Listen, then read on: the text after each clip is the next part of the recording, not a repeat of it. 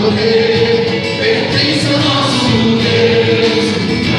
Aleluia, salvação e glória, honra e poder pertence ao nosso Deus. A nós descende, a nós descende divina luz em nossas almas acender e acender o amor de Jesus, o amor em nossas almas acender e acender o amor de Jesus. Esta palavra merece fé. Se com Ele morremos, com Ele viveremos. Se com Ele ficamos firmes, com Ele reinaremos. Se nós o negamos, também Ele nos negará. Se lhe somos infiéis, Ele permanece fiel, pois não pode negar-se a si mesmo. Amados irmãos e irmãs, nós ouvimos uma palavra que nos convida ao mergulho. Se nós permanecemos com Ele, Ele permanece fiel. Certa ocasião eu ouvi de um homem que me disse assim: Frei, eu estava no semáforo e na minha frente parou um carro, estava escrito assim: Deus é fiel. Quanta ignorância alguém colocar uma frase assim. Quem pode achar que Deus seja infiel? Então, quando eu vi aquilo, eu não gostei, Frei. Aí eu achei gozado aquilo e fiquei pensando, ele tem razão. Deus é fiel e não pode existir nenhuma sombra que venha colocar no nosso coração ou diante dos nossos olhos uma outra situação que coloque uma contradita diante dessa verdade. Deus é fiel e Ele não pode ser outra coisa. É interessante que Paulo coloca: se você o negar, Ele também te negará. Mas se você é infiel, Ele permanece fiel, porque Ele não pode desdizer-se. Ele não pode voltar atrás da sua palavra. E Ele é o caminho, a verdade e a vida. E nele não há sombra. Nele não há nada que venha adulterar esse amor fiel que Ele tem por nós.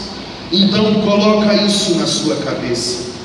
Você não precisa nem repetir: Deus é fiel, porque Ele jamais, em nenhuma hipótese, poderia ser outra situação na sua vida que não fosse a fidelidade. E hoje nós encontramos um general sírio chamado Naamã. Este homem foi acometido de uma enfermidade, de uma lepra. E se nós olharmos para a história, nós vamos perceber que as enfermidades sempre foram motivos de preconceito. Agora você imagina isso há 3.000 anos atrás. Aquele homem, general, é um homem constituído em dignidade. Um general é uma pessoa que tem uma palavra e que a sua palavra gera uma ordem e um movimento na vida de muitas pessoas. Um general é uma pessoa que se coloca em obediência e a sua obediência o leva a muitos outros a obedecerem. Aquele homem tinha milhares de homens debaixo da sua autoridade. Aquele homem era, na verdade, o segundo homem na Síria. Era um homem que tinha o domínio, o poder de todas as coisas. Até que ele ouviu dizer de um empregado que havia um profeta, e que aquele profeta faria prodígios, que aquele profeta era profundamente usado por Deus para devolver a saúde, o conforto e a paz às pessoas. Mas só que, sendo sírio, eles viviam as virtudes da Babilônia, eles viviam as situações dos seus deuses, e ele mesmo também tinha um deus da guerra, ele mesmo também obedecia os sacrifícios que eram realizados na sua religião, que nós o olhamos e denominamos um pagão. Por que pagão? Porque não professa fé no Deus único e verdadeiro, mas ainda naquele momento olhava para as diversas circunstâncias e chamava de Deus. Uma tempestade era uma deusa, o sol era um deus, a terra era uma deusa, os mares tinham seus deuses. E este homem, ele vem deste cenário, ele vem deste lugar onde muitas pessoas não conseguiam acreditar no único Deus soberano de todas as coisas. Mas a sua situação de enfermidade e a sua situação de debilidade, aquela fraqueza que ele estava passando diante dos seus subalternos, e até mesmo a sua própria humilhação, o levou até a casa do profeta. Mas quando ele chega naquele lugar, ele fica muito desapontado, porque, sendo general, ele imaginava que o profeta viria ao encontro dele e daria um atendimento especial a ele. E o profeta não sai da sua casa e manda um aviso na porta para ele: diga a ele que vá ao Rio Jordão e mergulhe 7 vezes naquele rio e volte para a sua casa. Quando o profeta pronunciou essa palavra, e que essa palavra chegou aos ouvidos do general, ele ficou muito desapontado, porque ele esperava um tratamento diferenciado. Ele esperava que aquele homem invocasse as mãos sobre ele, e que fizesse orações longas sobre ele, e que suplicasse a Deus que ele fosse curado, como ele era acostumado a ver nos outros cultos. E ele começou a zombar, dizendo assim: será que os rios da Babilônia, os rios de Damasco, os rios da Síria são menores, inferiores ao Rio Jordão? Mas o Rio Jordão tem um mistério. O Rio Jordão é a última travessia que os nossos pais fizeram de uma situação de escravidão para uma terra de delícias, onde brota o leite e o mel.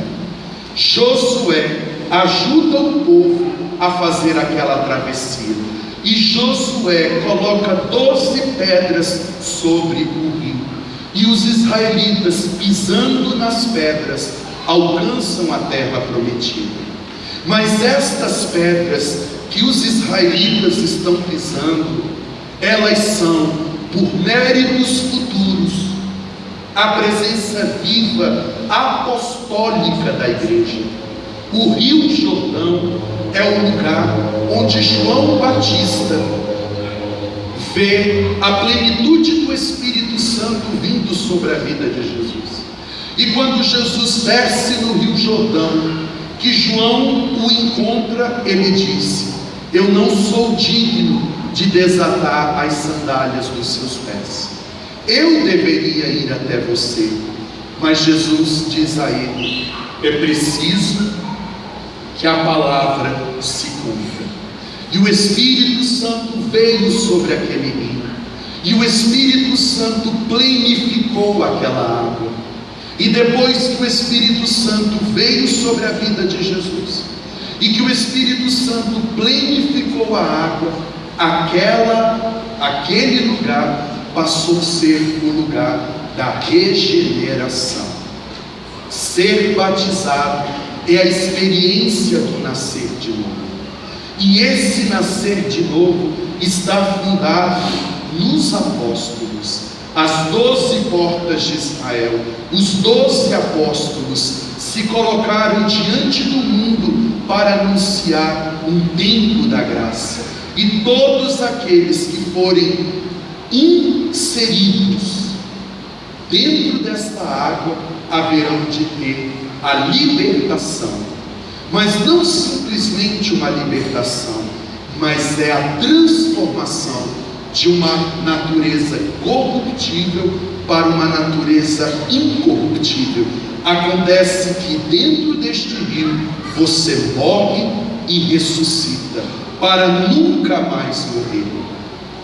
A lepra era sinal de humilhação.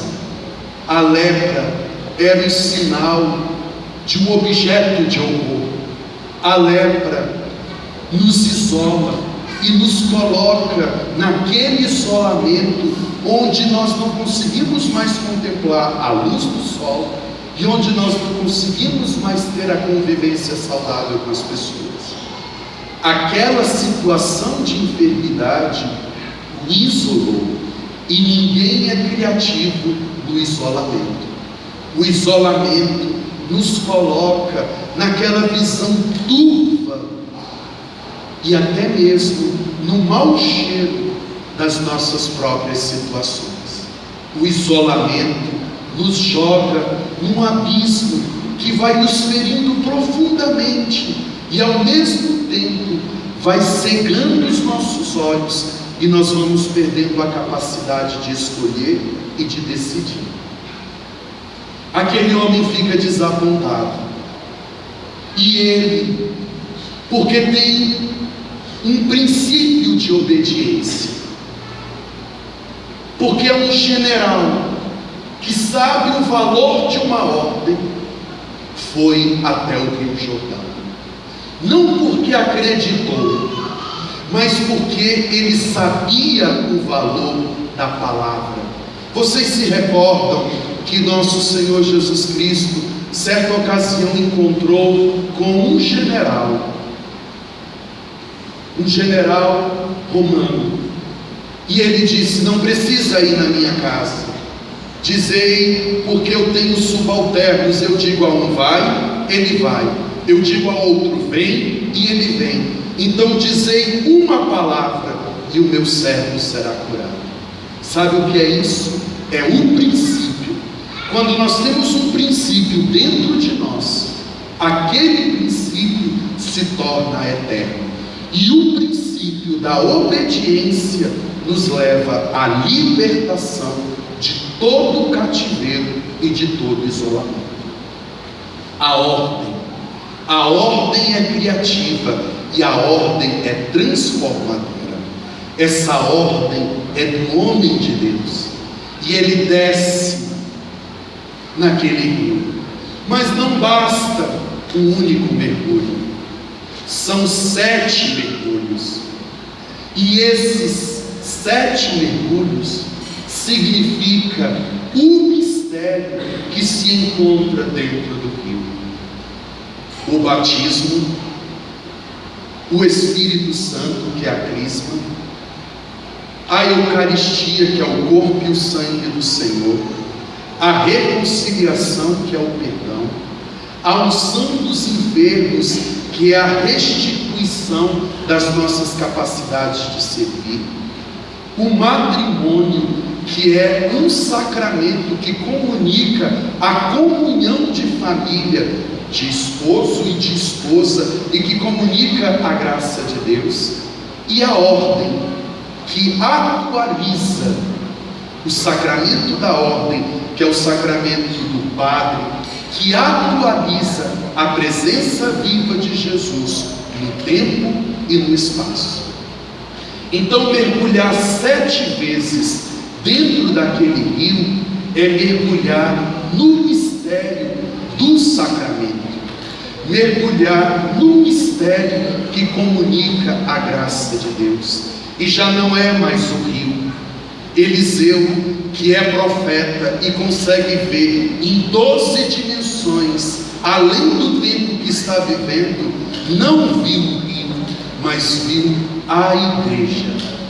A igreja que não é a estrutura de pedra, mas a igreja que é a presença viva e sincera de Jesus ressuscitado.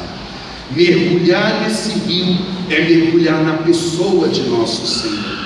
Mergulhar nesse rio é permitir que essa presença viva do Senhor aqui na comunidade possa remir todas as nossas dores, todas as nossas ofensas e todas as mazelas que nós trazemos na psique,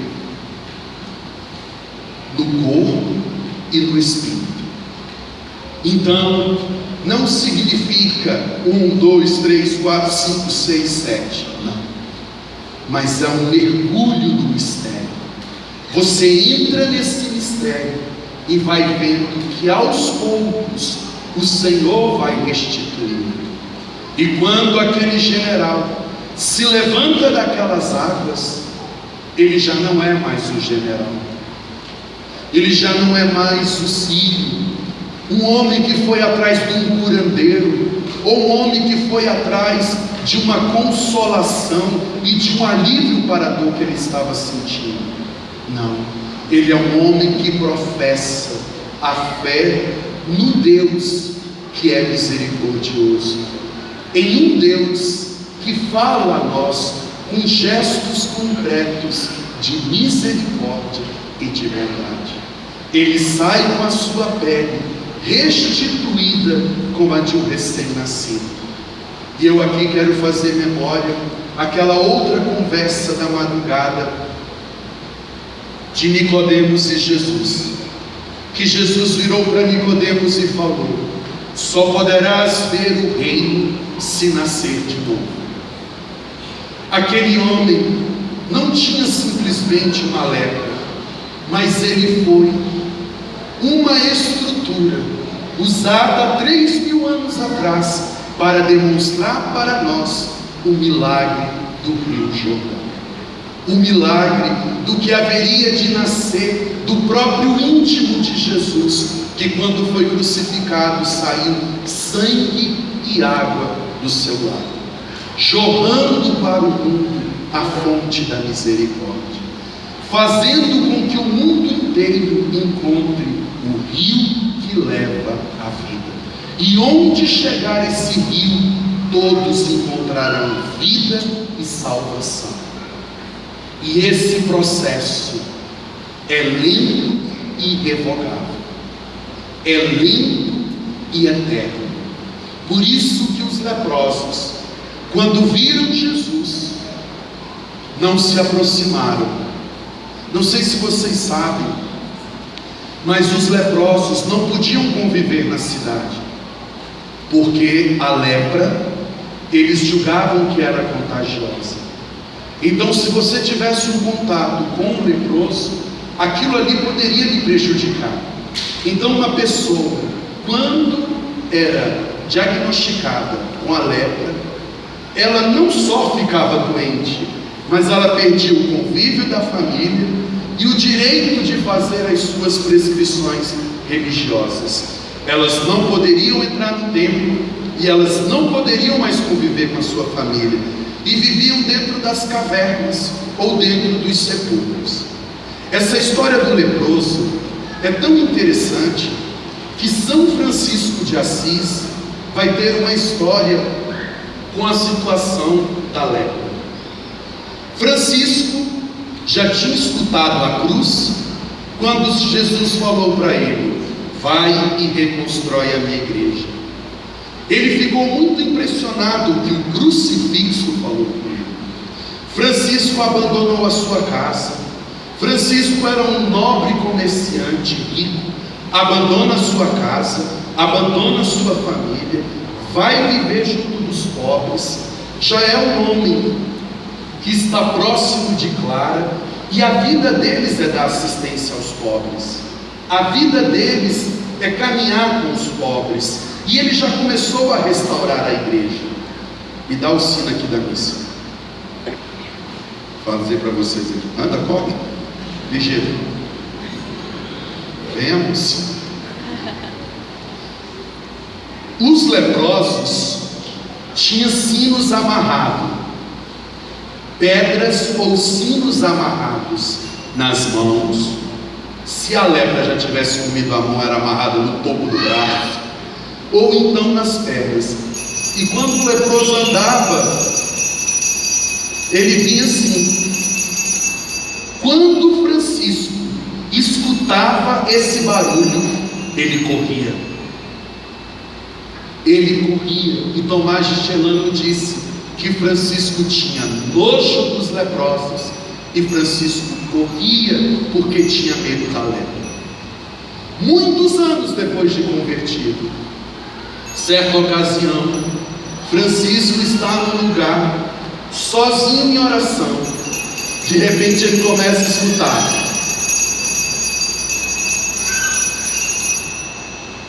ele tentou correr, mas parou. O leproso viu que ele parou, e o leproso ficou parado. E Francisco foi dando passos lentos até abraçar o leproso. E na hora que Francisco abraça o leproso, ele beija o leproso. E todos os historiadores de São Francisco vão dizer que a conversão de Francisco não foi o dia que a cruz falou com ele, não foi o dia que ele tirou a roupa na praça e disse: hoje eu vou viver só para Deus. Não, a conversão de Francisco foi no dia em que ele venceu a si mesmo e abraçou aquele leproso, beijou aquele leproso. E daquele momento em diante, São Francisco leva aquele leproso para junto de Clara, e eles constroem um leprosário. E Francisco tira todos os leprosos da cidade, daquele lugar de isolamento, e coloca na luz do céu. E o próprio Jesus está parado, e ele escuta de longe o sino. Os leprosos não ousaram se aproximar de Jesus, mas eles imploraram: Senhor, tende misericórdia de nós. Qual é a ordem de Jesus? Entre na cidade e vá até o templo. A palavra do Senhor foi uma afronta para os leprosos. Eles eram proibidos pela lei de Moisés entrar na cidade, e eles eram proibidos de entrar na cidade e de prestar um culto religioso. Então eles não poderiam ir até o templo, e Jesus coloca o confronto: entra na cidade e vai até o sacerdote apresentar-se a ele. Na hora que o Senhor falou isso, eles não ficaram curados, mas na medida em que eles entraram e começaram a caminhar, eles se deram conta que estavam ficando curados. Meus irmãos, a libertação e a cura não é algo instantâneo, mas é um processo evolutivo.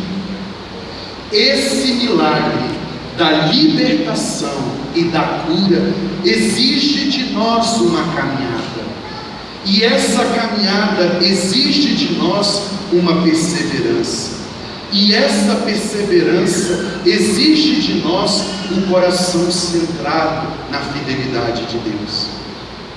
E aqueles homens começaram a se dar conta. Eu, na minha cabeça de desenho animado, eu li muito gibi, então na minha cabeça eu fico imaginando que um dedo começou a crescer, uma perna começou a crescer, o que não tinha orelha começou a crescer, e um deve ter olhado para o outro: eita, a tua orelha voltou, eita, teu dedo está voltando, eita, o teu olho voltou.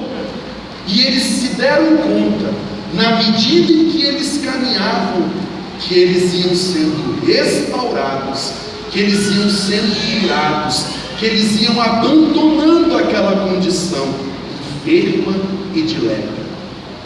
O milagre e a cura consiste na perseverança e na caminhada. E na medida em que você mergulha nesse mistério, na medida em que você vai se aprofundando nesse mistério, você vai recebendo dentro de você a graça de um crescimento íntimo e profundo. O Espírito Santo vai fazendo uma obra dentro de você. O Espírito Santo vai começando a te transformar. O Espírito Santo vai começando a fazer você perceber que alguma coisa está diferente dentro de você. Meus irmãos, e o mais interessante, que judeu e samaritano, egípcio e escravo eram todos inimigos, mas naquela condição de dor, naquela condição de exclusão, lá não tinha grego, judeu, samaritano, escravo, todos conviviam, e o único que volta diante do sumo e eterno sacerdote é o próprio samaritano. Cadê os outros? Não foram curados? Cadê os outros 9? Por que só um voltou para agradecer? Eu tenho duas interpretações desse texto. A primeira é que eles devem estar caminhando até hoje e não perceberam que foram curados.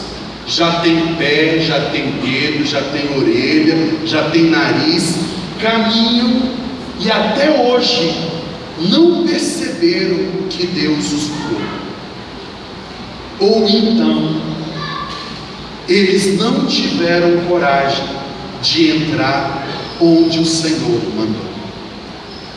Esses outros 9 não tiveram coragem de entrar naquela cidade e de ir até aquele templo, porque a cura não aconteceu quando eles receberam a palavra, mas aconteceu quando eles obedeceram. E isso acontece com cada um de nós.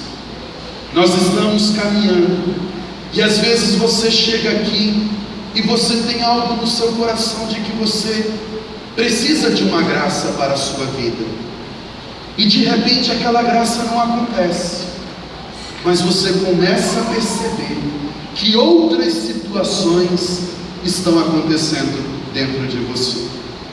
Por exemplo, eu, Friuslã, sou muito ansioso. A minha mente, eu acho que eu tenho aquele pensamento acelerado. Vou dizer para vocês uma coisa. Quando eu era pequeno, eu era gago.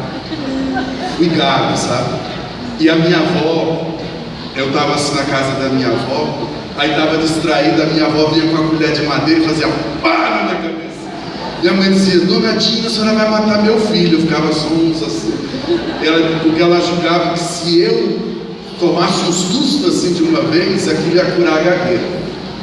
Mas com o tempo eu fui curando. Aí minha mãe dizia assim: meu filho, respira, respira, respira, e fala devagarzinho, porque eu falava tão rápido, eu não sabia, às vezes até hoje, quando a palavra já está tudo aqui na minha cabeça, eu quero colocar tudo de uma vez, eu não dou conta. Aí, eu era gago, por isso que às vezes eu dou umas dessas. Então, estou muito ansioso. Então eu como as unhas das mãos e como as unhas dos pés também. Quando termina das mãos, eu começo a comer dos pés. E isso assim há muitos anos. Eu nunca vi as unhas crescer. Tem agora uns 10 dias, eu olhei assim para minha mão e eu vi que minhas unhas cresceram. Eu falei: que coisa estranha, o que é isso? É uma unha?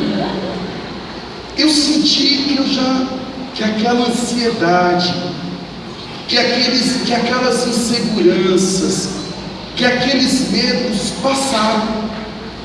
Então eu já não levo mais a mão na boca para roer as unhas. E eu comecei a perceber, eu fiquei feliz. Eu falei, Deus me curou de uma ansiedade, de uma insegurança, de alguma situação dentro de mim mudou.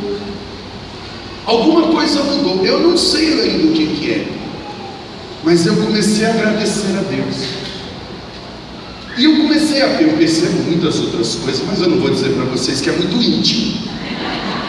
Mas eu percebo que determinadas coisas me eram muito difíceis, e elas não são mais tão difíceis, e elas já não me aprisionam tanto, e eu me sinto mais livre, mais leve, mais feliz. Então isso certamente são as graças que Deus está concedendo à minha vida. E Ele vai fazendo coisas pequenas dentro de nós. Para você isso não significa nada, porque você tem as unhas bonitas, e você não é ansioso, nem perturbado e nem gago. Agora, para mim é muito.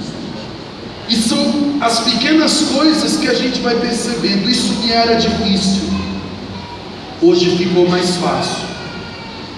Mas o que mudou? Não sei. Onde foi que mudou? Também não sei. E por que hoje eu estou aqui? Também não sei. Por que eu aceitei esse convite? Também não sei.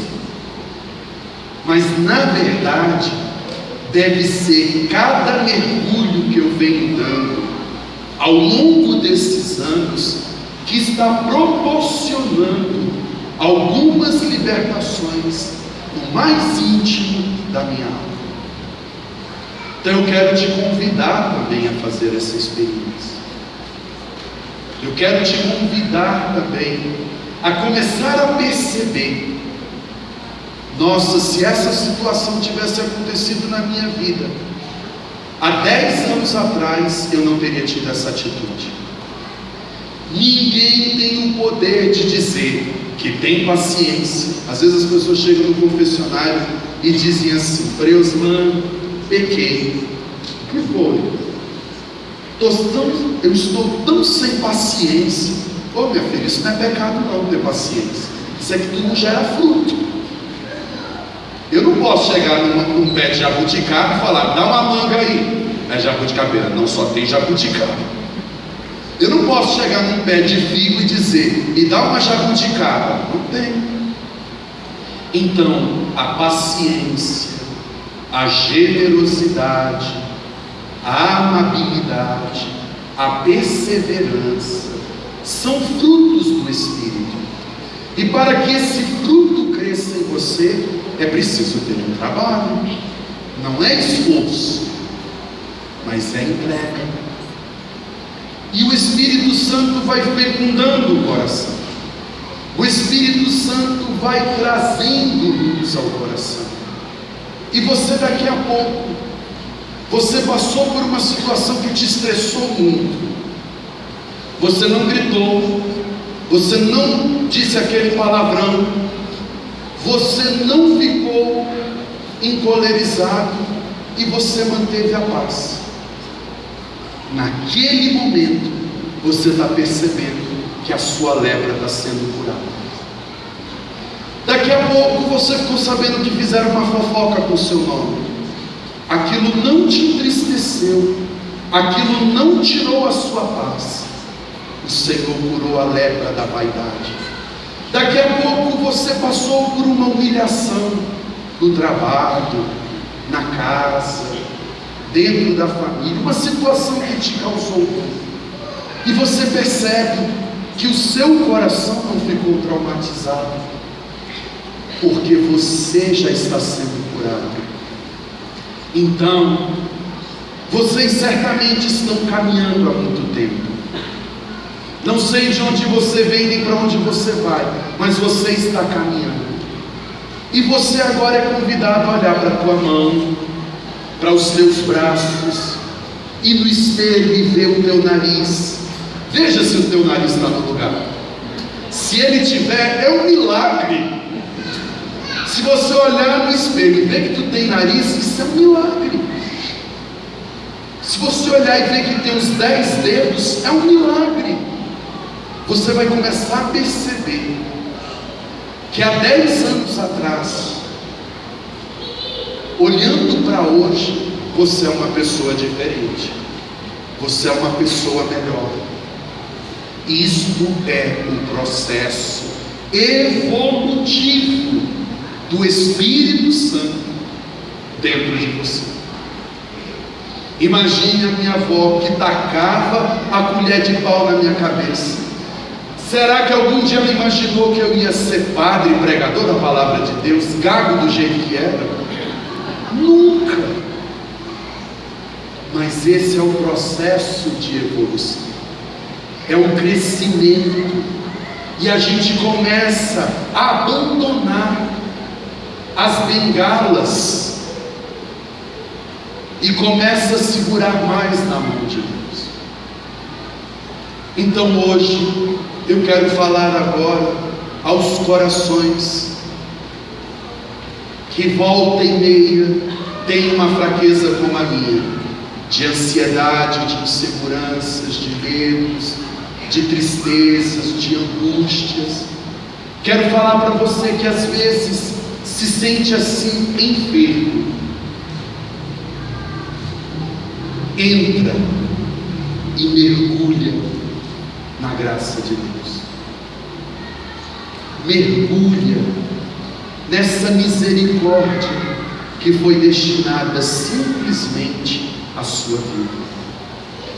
Mergulha. Não questiona. Hoje o Frei Alex estava aqui pregando, ele falou uma coisa, depois eu falei, não fica fofocando de mim aí para os outros, porque às vezes eu falo as coisas aqui em casa, aí esse povo hoje novo, tudo quer saber por quê, né? Eu falo, vamos fazer assim, mas por quê? Eu falo, Alex, não questiona não, só obedece. Só obedece. Quem obedece não erra, e deixa eu errar sozinho. Aí eles morrem de mim lá em casa. Porque é assim. Se o Sírio Naamã não tivesse o princípio da obediência dentro do coração, ele ia dizer, eu não vou pagar esse mico de entrar 7 vezes nesse rio. Obedece. Essa palavra é inspirada de Deus. Por isso que o sacerdócio não é o sacramento do sacerdócio, é o sacramento da ordem. É uma outra coisa difícil que às vezes eu sinto de ser padre, que é uma coisa que meio que descaracteriza a nossa identidade.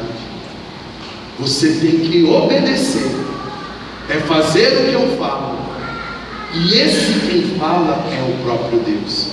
E às vezes ter uma atitude em primeira pessoa é muito difícil.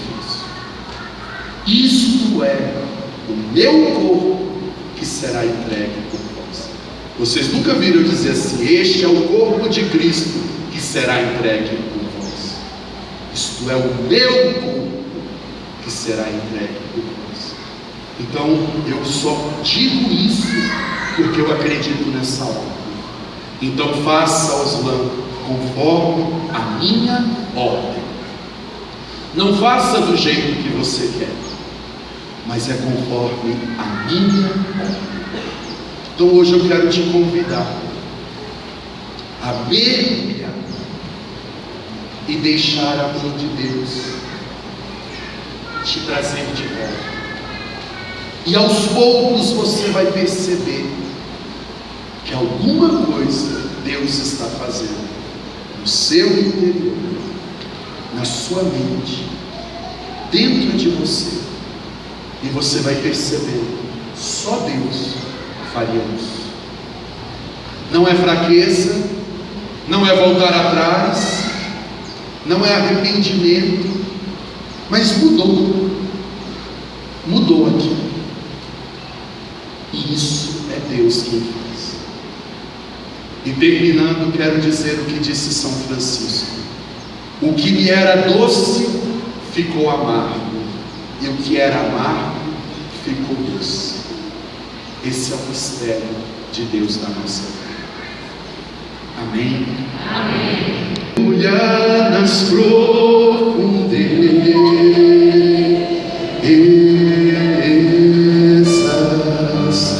do Espírito de Deus e descobrir suas riquezas, e descobrir suas riquezas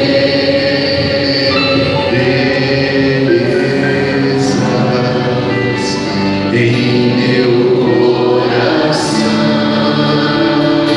Quero mergulhar nas profundezas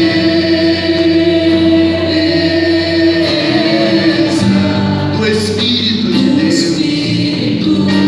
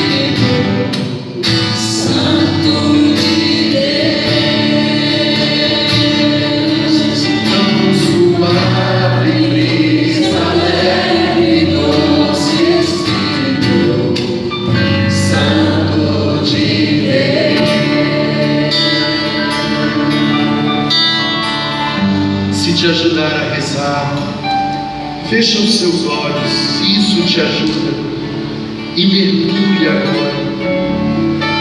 Existem tantas coisas boas dentro de você, existem tantas graças que você já alcançou, tantas bênçãos Deus já operou, tantas coisas já foram transformadas no teu coração.